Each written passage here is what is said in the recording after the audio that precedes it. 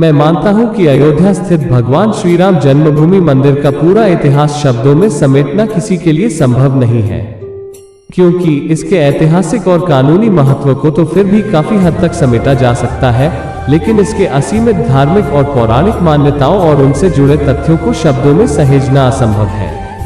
फिर भी यहाँ पर हमने इस पवित्र मंदिर के बारे में उसके हर पहलुओं को कुछ गिनती के शब्दों में समेटने की कोशिश की है, जिसकी शुरुआत धार्मिक ग्रंथों और पौराणिक मान्यताओं से की जा रही है। भगवान राम के पुत्र कुश ने बनवाया था पहला राम मंदिर। पौराणिक कथाओं और धर्म ग्रंथों के आधार पर तय हुई परंपरागत धारणाओं के अनुसार अयोध्या के पवित्र श्री राम जन्मभूमि मंदिर के इतिहास का विवरण कुछ इस प्रकार है। जब भगवान श्री राम प्रजा सहित बैकुंठ धाम चले गए तो पूरी अयोध्या नगरी, मंदिर, राजमहल, घर द्वार सरयू में समाहित हो गई। मात्र अयोध्या का भूभागी बच गया और वर्षों तक यह भूमि यूं ही पड़ी रही। बाद में कौशाम्बी के महाराज कुश ने अयोध्या को फिर से बसाया। इसका वर्णन कालिदास के ग्रंथ रघुवंश में मिलने की बात कही जाती है। लोमश रामायण के अनुसार उन्होंने ही सर्वप्रथम पत्थरों के खंभों वाले मंदिर का अपने परम पिता की पूज्य जन्मभूमि पर निर्माण करवाया। वहीं जैन परंपराओं के मुताबिक अयोध्या को ऋषभदेव ने फिर से बसाया था। महाराजा विक्रमादित्य ने बनवाया था भव्य राम मंदिर। भविष्य पुराण के अनुसार उज्जैन के महाराज विक्रमादित्य ने ईसा पूर्व में एक बार फिर से दूसरी बार उजड़ चुकी अयोध्या का निर्माण करवाया। धार्मिक ग्रंथों के अनुसार उन्होंने अयोध्या में सरयू नदी के लक्ष्मण घाट को आधार बनाकर 360 मंदिरों का निर्माण करवाया था। वे भगवान विष्णु के परम भक्त थे और इसीलिए उन्होंने ही श्री राम जन्मभूमि पर एक भव्य मंदिर का निर्माण करवाया था। हिंदू पक्ष का दावा रहा है कि बाबर से पहले भी 1033 में मुस्लिम आक्रमणकारी सालार मसूद ने जन्मभूमि मंदिर को ध्वस्त कर दिया था।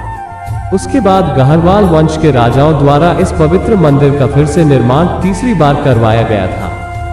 1510-1511 में गुरु नानक देव जी ने किए थे जन्मभूमि के दर्शन।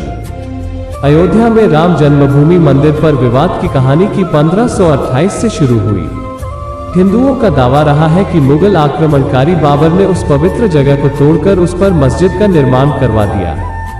अयोध्या राम जन्मभूमि बाबरी मस्जिद विवाद पर अपना ऐतिहासिक फैसला देते समय सुप्रीम कोर्ट ने उन सिख ग्रंथों को भी अहम सबूत माना है, जिसके मुताबिक सिख धर्म के संस्थापक गुरु नानक देव जी आक्रमणकारी बाबर के भारत आने से पहले ही भगवान राम की जन्मभूमि के दर्शन के लिए अयोध्या पहुंचे थे। गुरु नानक देव जी 1510 से 1511 के बीच अयोध्या आए थे, जबकि बाबरी मस्जिद 1528 में बनाई गई थी। इतिहासकारों के अनुसार वहां पर बाबर के कहने पर उसके एक सूबेदार ने मस्जिद का निर्माण करवाया था। 1859 में राम चबूतरे पर फिर से पूजा की मिली इजाजत। राम मंदिर और बाबरी मस्जिद के विवाद को लेकर जन्मभूमि के आसपास के इलाके में पहली बार 1853 में दंगों का जिक्र मिलता है। 1859 में अंग्रेजों ने इस विवाद को रोकने लिए मुसलमानों को ढांचे के अंदर और हिंदुओं का राम चबूतरे पर पूजा अर्चना की इजाजत दी। 1885 में पहली बार महंत रघुवीर दास बाबरी मस्जिद के पास मंदिर निर्माण को लेकर फैजाबाद कोर्ट में एक याचिका लगाई, जिसे कोर्ट ने ठुकरा दिया।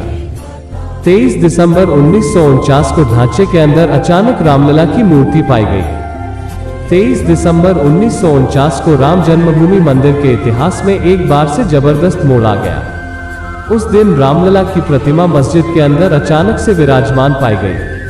यह विवाद इतना बड़ा कि आखिरकार तत्कालीन सरकार उस ढांचे को विवादित मानकर उस पर ताला लगवा देना पड़ा। ढांचे के अंदर नमाज रुक गई, लेकिन बाहर राम चबूतरे और परिसर के बाकी हिस्सों में पूजा अर्चना निरंतर चलती रही। 1986 में विवादित ढांचे का ताला खुला, फिर से अंदर पूजा शुरू हुई। 1950 से तात्कालिक विवादित परिसर को लेकर कानूनी जंग शुरू हुई। गोपाल विशाट और रामचंद्र दास ने ढांचे के अंदर रामलला की पूजा की इजाजत और उनकी प्रतिमा वहीं रहने देने की अनुमति के लिए फिरोजाबाद सिविल कोर्ट में 2 अर्जी दाखिल की।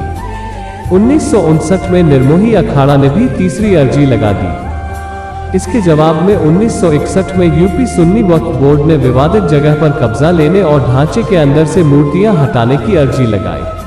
25 साल बाद 1986 में यूसी पांडे की याचिका पर फैजाबाद के जिला जज के एम पांडे ने 1 फरवरी 1986 के ऐतिहासिक फैसले में विवादित ढांचे से ताला हटाने का आदेश दिया और हिंदुओं को पूजा करने की अनुमति भी दे दी। 1989 में विवादित परिसर के पास ही शिलान्यास किया गया। अगस्त 1989 में इलाहाबाद हाई कोर्ट ने फैजाबाद जिला अदालत से टाइटल सूट अपने हाथों में ले लिया और विवादित जमीन पर यथास्थिति बरकरार रखने का आदेश दिया, यानी पूजा अर्चना निरंतर जारी रही। नवंबर 1989 में तत्कालीन सरकार ने विश्व हिंदू परिषद के विवादित भूमि के पास ही शिलान्यास की इजाजत दे दी। 6 दिसंबर 1992 को अयोध्या में राम जन्मभूमि आंदोलन से जुड़े लाखों कार सेवक जुटे थे। उन्होंने ही उस विवादित ढांचे को ध्वस्त कर दिया। भगवान रामलला ढांचे से निकलकर अस्थायी टेंट में आ गए। सुप्रीम कोर्ट ने उस विवादित जमीन पर यथास्थिति बनाए रखने का आदेश दे दिया और 6 दिसंबर 1992 से लेकर 9 नवंबर 2019 के सुप्रीम कोर्ट के फैसले तक रामलला उसी अस्थायी टेंट में विराजमान रहे, लेकिन उनकी पूजा अर्चना और दर्शन का कार्य निरंतर संपन्न होता रहा। 1993 में तत्कालीन पीवी नरसिम्हा राव सरकार ने विवादित जमीन के आसपास की 67 एकड़ अतिरिक्त जमीन को भी अधिग्रहित कर लिया। इलाहाबाद हाई कोर्ट ने भी राम जन्मभूमि का हिस्सा हिंदुओं को दिया। अप्रैल 2002 से इलाहाबाद हाई कोर्ट ने विवादित जमीन के मालिकाना हक पर सुनवाई शुरू की। 30 सितंबर 2010 को इलाहाबाद हाई कोर्ट ने 2-1 जजों के बहुमत के फैसले से विवादित संपत्ति को 3 दावेदारों में बांटने का फैसला सुनाया। जन्मभूमि समेत 1/3 हिस्सा हिंदुओं को, 1/3 हिस्सा निर्मोही अखाड़े को और तीसरा हिस्सा मुस्लिम पक्ष को। मई 2011 में सुप्रीम कोर्ट ने कई याचिकाओं को देखने के बाद हाई कोर्ट के फैसले पर रोक लगा दी। बाद के वर्षों में सुप्रीम कोर्ट की देखरेख में मध्यस्थता की कोशिशें भी की गईं, लेकिन विवाद का कोई हल नहीं निकला। राम मंदिर का निर्माण 5 अगस्त से आखिरकार तत्कालीन चीफ जस्टिस रंजन गोगोई की अगुवाई वाली सुप्रीम कोर्ट की 5 सदस्यीय संविधान पीठ ने 40 दिनों की मैराथन सुनवाई के बाद 16 अक्टूबर 2019 को दशकों पुराने इस कानूनी विवाद पर फैसला सुरक्षित रख लिया। अंत में 9 नवंबर 2019 का वो ऐतिहासिक दिन आया जब सुप्रीम कोर्ट ने सदियों पुराने इस विवाद को हमेशा के लिए निपटारा कर दिया। सर्वोच्च अदालत ने संपूर्ण विवादित परिसर पर भगवान रामलला का मालिकाना हक दे दिया और उनके भव्य मंदिर निर्माण के लिए केंद्र की नरेंद्र मोदी सरकार को 3 महीने के भीतर एक ट्रस्ट बनाने की जिम्मेदारी सौंप दी। अदालत ने सरकार को मुस्लिम पक्ष को भी मस्जिद बनाने के लिए अयोध्या में किसी महत्वपूर्ण स्थान पर 5 एकड़ जमीन देने का आदेश दिया।